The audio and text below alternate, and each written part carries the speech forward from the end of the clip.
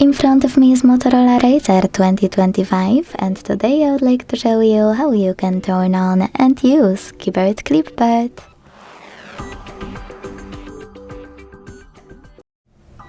Begin by launching your keyboard and tapping on Clipboard at the top of it. Then use this switcher at the top right corner to activate it. And go back thanks to this arrow at the top left one. Now to use Clipboard, copy or cut any text, and to paste it instantly, click on it at the top of your keyboard.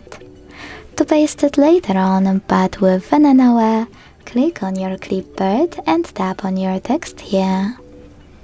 If you want to use it after an hour, you need to pin it.